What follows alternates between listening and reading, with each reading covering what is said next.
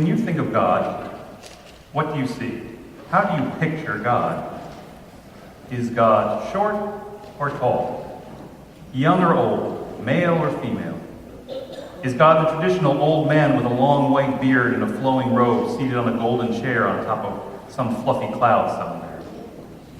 Or do you picture God as pure light or just a voice? Do you picture one of the standard paintings of Jesus? Is your God more Cecil B. DeMille, George Burns, or Morgan Freeman? How about something as simple as this? Is your God generally frowning or smiling? Does your God laugh? When you think of God, what do you see? Believe it or not, your answer to this question is far more important than you might think. It's not a trivial matter. And in fact, it forms much of how you live your whole life. And it's what I'd like to talk about this morning, namely how we picture God. This morning we continue our study of the Ten Commandments by looking at the one commandment which most people generally believe that they have the least trouble with. Is commandment number 2, you shall not make for yourself an idol. Or in older translations, you shall not make for yourself a graven image, that is an image of God made of wood or stone or metal. Let's face it, this is not something most modern people ordinarily think about. I mean, I trust that none of us here goes home every day and bows down to some little idol, some little statue that we keep around the house. That's a given, right? Right? Yes. And get me worried here. You know, I'm reminded of a little cartoon I once saw that had 2 sailors returning from shore leave, standing in front of the Navy chapel, and the signboard on the chapel read, "This week's sermon topic, thou shalt not make for thyself a graven image." And looking at this, one sailor is nudging the other, saying, "Well, at least there's one commandment we didn't break this weekend." None of us here has ever made a graven image. This is not something that would generally even come to mind to most people nowadays. So is this commandment unnecessary, obsolete in our modern age? Well, it's curious. If you look at the text, you discover that this commandment carries with it the most severe warning against disobedience, and most don't contain any warning at all. And this is the first commandment that the Israelites break. Remember the story of the golden calf, Could this commandment in reality actually be the most easily and commonly and dangerously broken one of all? Perhaps even by modern people? What gives here? Well, last week we began our study of the Ten Commandments with the first commandment, which dealt with the issue of rivals to God, replacement gods we worship instead of God. You shall have no other gods before me. And as we noted, this commandment raises the key question, what is the place of God in our lives? Sole focus, no focus, one of many? This week we continue our consideration of the importance of God's person in our lives, only now with the second commandment we make a subtle distinction. It's a slight shift. In this commandment, we're not concerned so much with rivals to God as we are with flawed understandings of the one God. That is, it's not so much others as our representation or image of the one true God. Now, this is a subtle distinction. The first 2 commandments are very close, and they can and often do blur into one. But essentially, idolatry is this. It is the worship of an image, the worship of a representation of God, not the true God. That is, at its most basic level, it is worshiping as God that which is not God.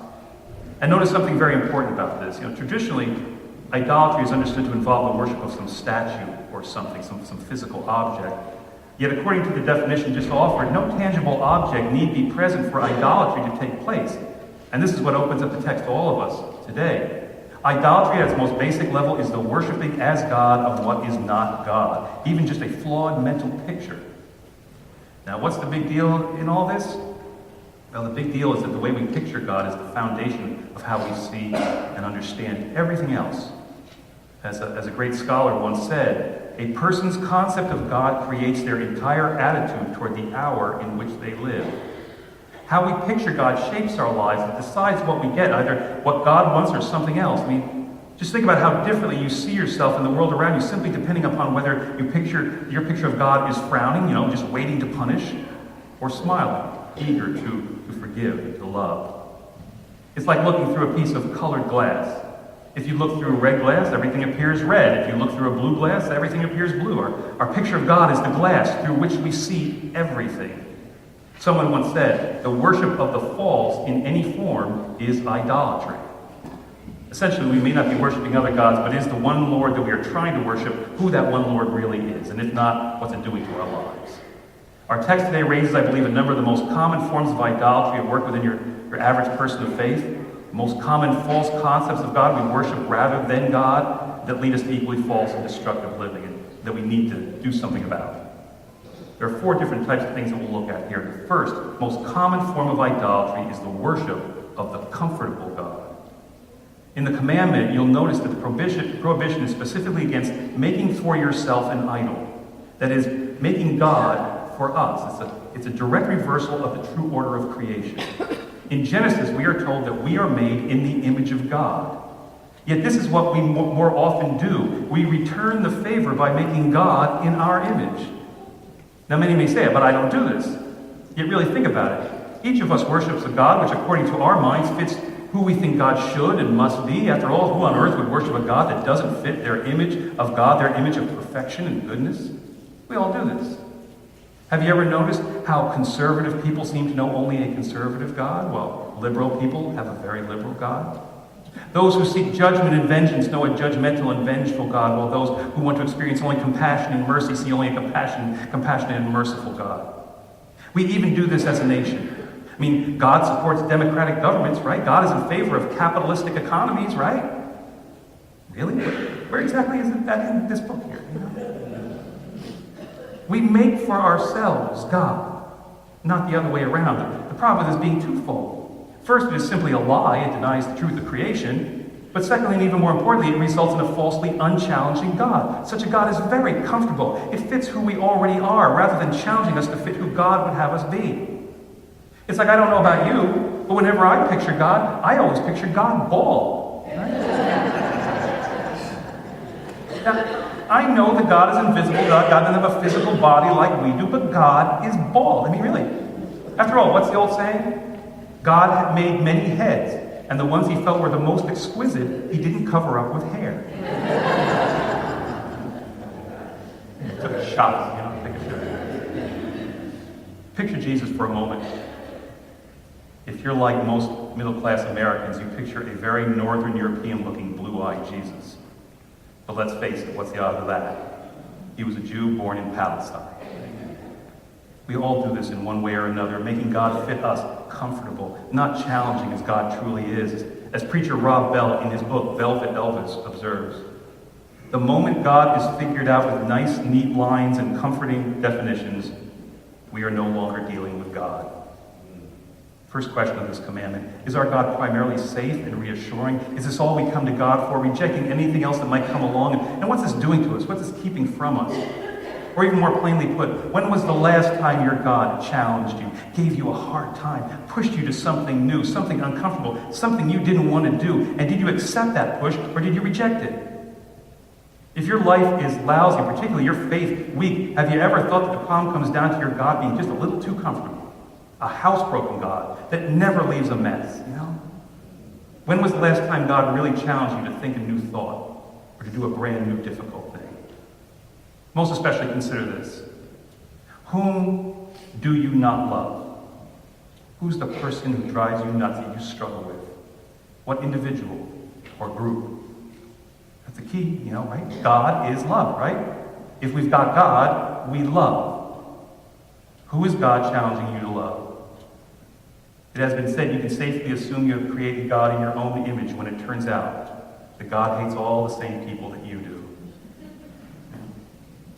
Many years ago, during the darkest moments of our nation's civil war, one day President Lincoln met with advisors to plan strategy, and at the close of the meeting, one of the advisors said, "Let us end this meeting in prayer. Let us pray that God is on our side." To which Lincoln quickly replied, "No, let us pray that we are on God's side." First most common form of flawed image of God that keeps us from life is the comfortable God. The second then is the physical God. When one makes an idol, this of course is what one traditionally does. One fashions a physical representation of God. It's a tangible object. But as we've already noted, this is not something that most people, most modern people are into, right? You know? We're not going around melting down our jewelry, you know, to make golden calves, the home edition or something, you know? We must be exempt from this then, right? Well, think about this. What do we all most often come to God for? What are the concerns we most often bring to the Lord? 9 times out of 10, it is physical issues. This is all we come to God for. Oh, Lord, heal this, give me that. Oh, Lord, I'm having a hard time paying my bills. I got this pain on my back. I got this hurt arm. Oh, the car is just broken down. Something. More often than not, we want a physical God. Even better, think of how often our physical concerns decide the very nature of our whole relationship with the Lord. Think of all the common excuses we give. I can't serve, I can't give, I can't pray, I can't help, I can't change, I can't come to church. Why? Because I'm not feeling well. I don't have time right now. I'm not good at that. I'm too busy, I'm too young, I'm too old. We're ruled by the physical. Not that there's anything wrong with asking for physical things or being concerned with that. They're a necessary part of life. It's just a matter of who is in charge of whom. In the commandment, it says this: you shall not make for yourselves an idol, whether in the form of anything that is in heaven above, or that is on the earth beneath, or that is in the water under the earth. In other words, nothing created can represent the Creator. Why? Well, to start with, simply because these things which are created are physical, material things. While God, though present in all physical, material things, is by nature spiritual. The physical image can't help but be flawed and insufficient because God is something greater. God is spirit. God is spiritual, Now think about that. If this commandment is telling us that we must always remember that God is by nature spiritual, and if, as noted earlier, we are created in the image of God, then what then is this commandment also telling us about ourselves? That we too are by nature spiritual. We are spiritual beings housed for a time in earthen vessels, and we have to remember this. But of course, we generally have a very hard time with this. This is one of the essential arguments of this commandment. Everything falls apart when you get the core order of life reversed, when you put the lesser over the greater, the created over the creator, the physical over the spiritual. Yet we do this all the time. We forget that we are spiritual. We allow ourselves to be led around entirely by our physical wants and needs, and thus we have all sorts of just constant problems. Controlled by health, by money, by beauty, by comfort, by desire, by temptation, by escape, obsessed with certain items, with certain places, with certain locations. How often have we unknowingly fallen into the idolatry of worshiping a very physical God in our lives, having that the physical rule the spiritual, which can only lead to defeat, rather than rightly having the spiritual rule the physical, which leads to victory. This text secondly reminds us to remember the true order of things. Us in God's image, not God in ours.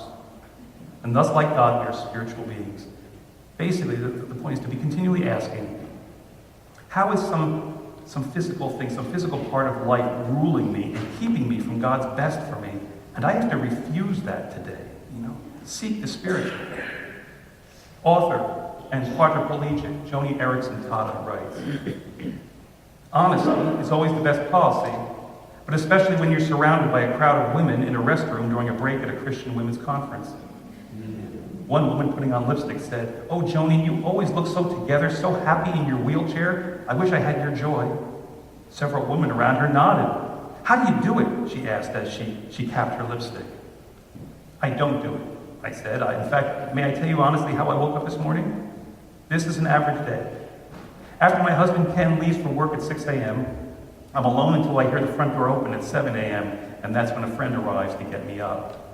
While I listen to her make coffee, I pray, "Oh Lord, my friend will soon give me a bath, get me dressed, sit me up in my chair, brush my hair and my teeth, and send me out the door.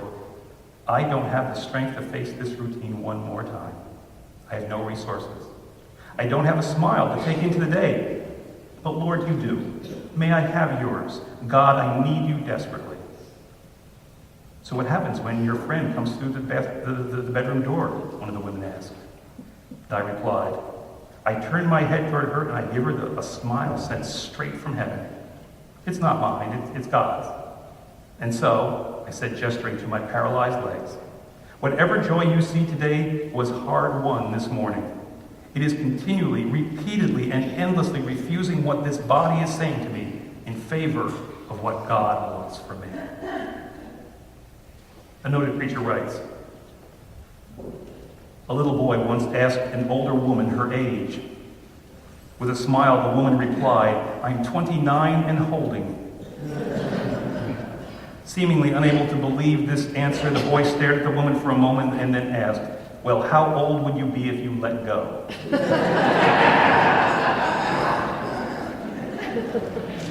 Who would you be if you let go of the physical being you give so much control in favor of your true spiritual self? Second common form of idolatry is the physical God, which leads us then into the third most common idol. It's the obedient God. This is probably the greatest thing about an idol, you know.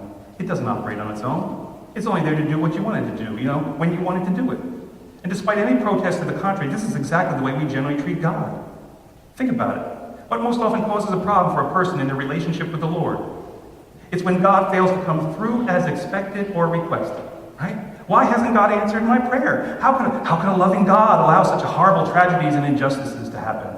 So on and so forth. We're always talking about this kind of stuff. Yes, at times we may become upset by our own failures to come through for God, but have you ever noticed we tend to devote a great deal more energy to the problem of God's failure to come through for us? That's the real problem in life. Yet once again, as this commandment reminds us, this is a reversal of the truth. God is not an idol that is meant to be in any way obedient. God is by nature commanding. If we don't get this straight, we can't help but be messed up. You know? This happens all the time. We're more hung up on God obeying us than us obeying God. To see if you suffer from this very subtle, often hidden form of idolatry, just ask yourself this. Which best describes my prayer life every day? Is it more, "Oh Lord, do this for me, please"? Or, "Oh Lord, please help me do this for you"? Third question posed by this commandment, very simply put, how is God more my servant than my master? How am I failing to obey? How am I looking for something from God while I am not being obedient? Irma Bombeck writes, "I had the meanest parents in all the world. When I was 7 years old, they dared to punish me just because I told them I would not do what they asked me to do to help around the house. My friend next door never got punished. He didn't have to help at home. He had nice parents. I had the meanest parents. I had to eat all my broccoli and carrots before they would ever let me have dessert.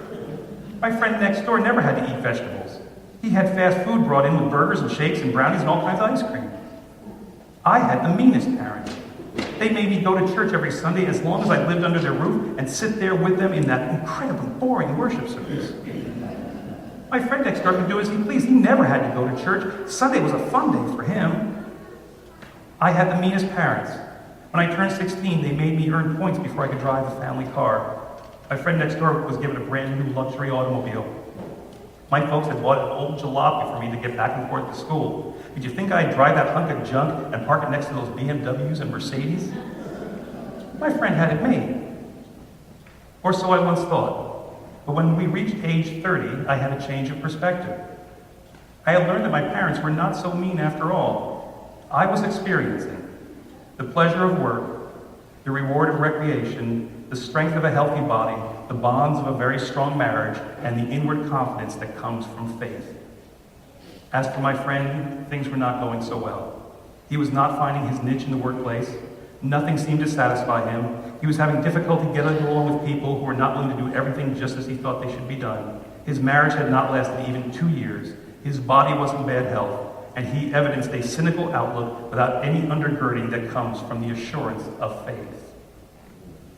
One set of parents didn't give everything, but rather demanded things. Another set of parents gave everything and demanded nothing, and the results are plain. What type of heavenly parent would you prefer? Third most common form of idolatry is the obedient God. Which leads us into, finally, it's the reduced God. Finally, of course, we live in an age where reduction is king, right? We will gladly pay more for less. Reduce calories, reduce fat, low sodium, caffeine-free, right? We love reduction. So why not a reduced God, right? Well, this is really the form of idolatry that encapsulates all the others. By definition, this is what one does when one makes an idol, an image of God. You reduce God in some way. You have to. You know, if God is everything, how do you make an idol of everything, right? You can't. In order to make something that we as humans can hold on to, you have to pick out just a few qualities of God, focus only on them, and ignore all the rest. Right? Basically, God is made smaller than God actually is, and you wind up with a very small God. And in the commandment, God lets us know just how serious and dangerous this is. This commandment has what is called a motivational clause. And by the way, I would just note that that is what you get when you combine self-help guru Tony Robbins with Kris Kringle. You get a motivational clause. Sorry. At least get a groan out of that one. But anyway, this commandment has what is called a motivational clause. It's the part that tells us why we should obey. It's the part of the commandment that most upsets everybody. And it goes like this. You shall not make for yourself an idol, whether in the form of anything that is in heaven above, or that is on the earth beneath, or that is in the water under the earth. You shall not bow down to them or worship them, for, that is because, motivational clause, for I, the Lord your God, am a jealous God. By jealous, that doesn't mean that God is like petty or envious or anything. Rather, it comes from a verb. It means to be red-faced. In other words, to say that God is a jealous God is to say that God is very emotional, that God takes things very much to heart, very seriously. And just what exactly is it that God takes so seriously? Well, God tells us, for I, the Lord your God, am a jealous God, punishing children for the iniquity of parents to the third and the fourth generation of those who reject me, but showing steadfast love to the 1,000th generation of those who love me and keep my commandments. What God takes extremely seriously, we are told, is both human evil and human goodness. Now, this is where we normally run into all sorts of problems with the commandment. You read this, and everybody starts whining. It's not fair. Why should children be hurt for the parents' sin? Well, consider a couple things about this. First of all, whether it is fair or not, it is a statement of fact. The sins of the parents are visited upon the children. Just ask any family that has ever tried to break out of cycles of abuse or addiction. It's reality. Likewise, though, note that the goodness of the parents is also visited upon the children, although curiously, no one ever seems to complain about that being unfair. Even more importantly, though, note that this very unfairness is exactly the point. This is what God is trying to let us know here, that God is these two extremes, these two incredibly unfair, illogical, sometimes irrational extremes. Now, does this mean that God is somehow bipolar or something, you know? Like when God is happy, God is real happy, but when he's sad, he's really sad, you know? Like God needs a little Prozac or something. No. What the text is saying is that God is these two extremes, and thus everything in between. And that we are in serious jeopardy anytime we attempt to reduce God down to something manageable by us, anything less than all.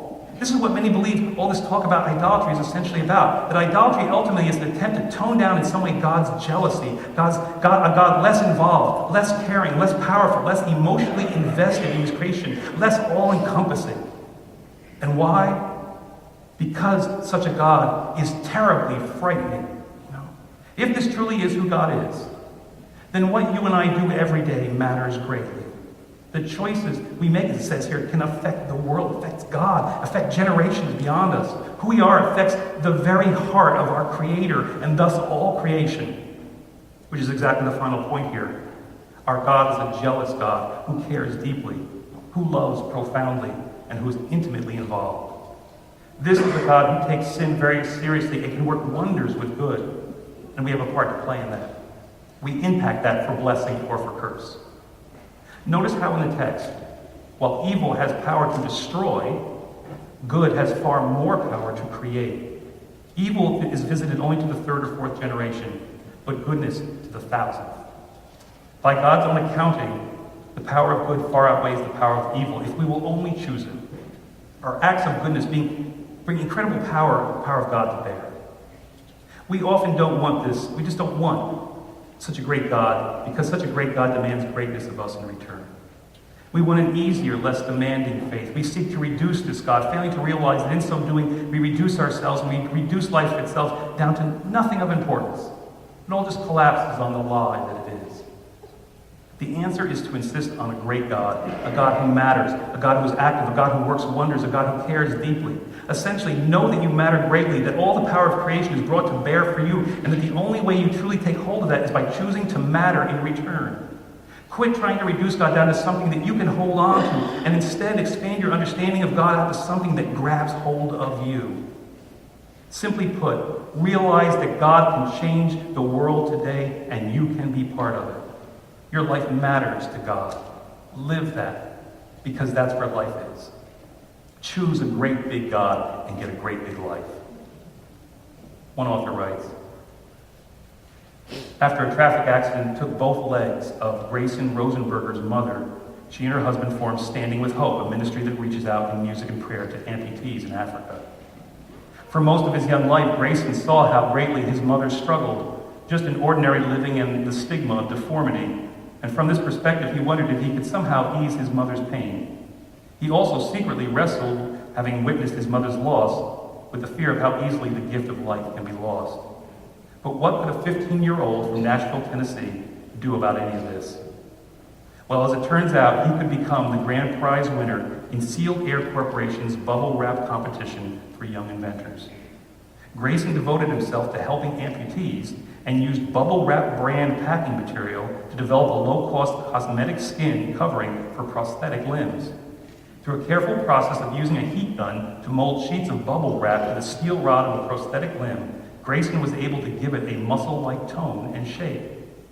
Out of the 800 students who entered the contest, Grayson took top prize, a $10,000 and a trip to New York City. He used the money to travel to Ghana to fit patients with low-cost limbs. Today, many poor people are back to living without stigma thanks to Grayson. He has brought tremendous joy to his mother, and he has lost all his fear of the dangers that life entails, because he has discovered that God can work wonders, and he needs only decide to be part of that work. When you picture God, what do you see? Beware the convenient God, the physical God, the obedient God, the reduced God, and seek the true, challenging, spiritual, demanding, great big God, and find life. You shall not make for yourself an idol. Let us join together in singing our closing hymn, number 77, How Great Thou Art. Would you please stand?